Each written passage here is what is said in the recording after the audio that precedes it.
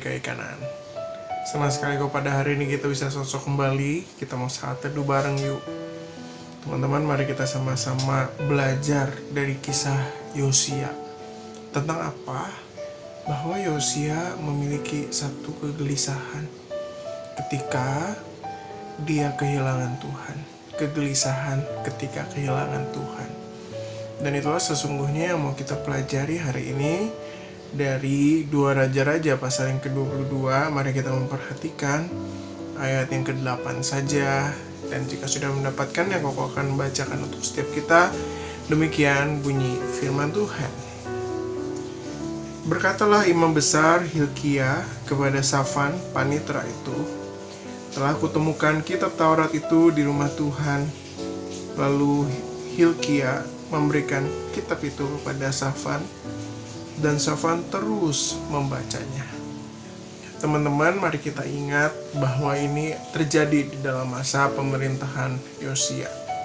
Yosia siapa? Yosia adalah seorang raja yang benar di hadapan Tuhan. Itu dicatat teman-teman di dalam pasal 22 ayat yang pertama sampai ayat yang kedua. Berbeda dengan ayahnya, yaitu Amon, Raja Yehuda. Di dalam satu perikop sebelumnya, di situ digambarkan Amon adalah orang yang berbuat jahat di hadapan Tuhan. Nah teman-teman, Yosia dibesarkan kurang lebih dalam kondisi keluarga yang tidak mengenal Tuhan. Itulah sebabnya Yosia memiliki satu keterhilangan di dalam hidupnya, yaitu keterhilangan akan Tuhan.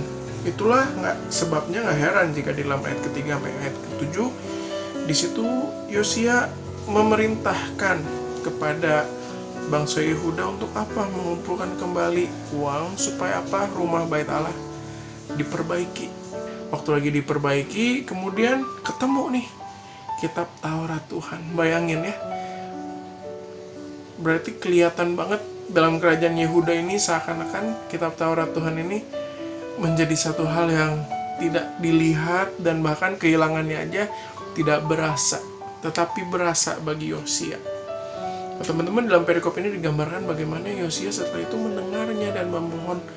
Jadi apa yang Tuhan ingin sampaikan kepada bangsa Yehuda dan kepada Yosia? Nah teman-teman, perasaan seperti itulah yang sesungguhnya harus tetap kita miliki.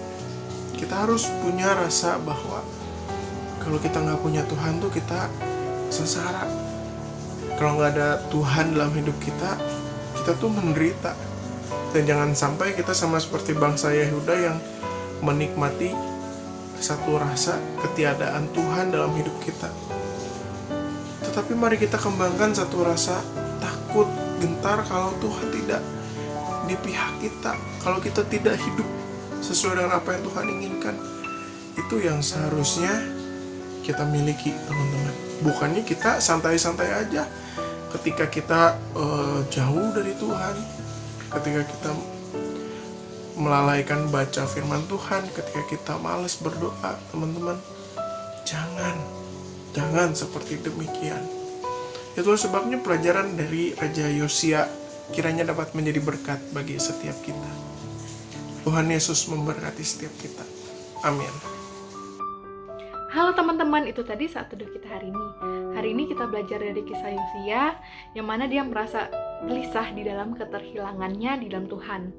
Teman-teman, mungkin dalam kondisi sekarang kita sering kali berpikir, kenapa sih saya ada di dalam situasi seperti ini, di dalam permasalahan seperti ini. Nah teman-teman, ayo kita belajar untuk menempatkan Tuhan sebagai pusat hidup kita, sehingga apapun yang kita alami di hari ini, hari ke depan, itu semua kita percaya adalah rencana daripada Tuhan, sehingga kita tidak perlu merasa gelisah, merasa khawatir di dalam menjalani kehidupan ini. Teman-teman, untuk menutup satu teduh kita hari ini, kita sama-sama doa. Tuhan yang baik, terima kasih Tuhan atas penyertaan-Mu pada hari ini. Tuhan, kami percaya kami boleh ada sampai hari ini, itu semua karena berkat dan anugerah-Mu. Terima kasih juga Tuhan, Kau telah memimpin kami melewati masa pandemi ini. Kiranya Kau yang terus memberikan kami kesehatan. Tuhan, sebentar kami melewati hari demi hari kami, kiranya Kau yang Sertai Kau yang pimpin setiap langkah hidup kami. Di dalam nama-Mu kami berdoa dan mengucap syukur. Haleluya, amin. Nah teman-teman, ayo bagikan materi saat teduh hari ini ke teman-teman yang lain supaya semakin banyak orang yang mendapatkan berkat. Dan besok kita juga akan ada saat teduh bareng di channel ini.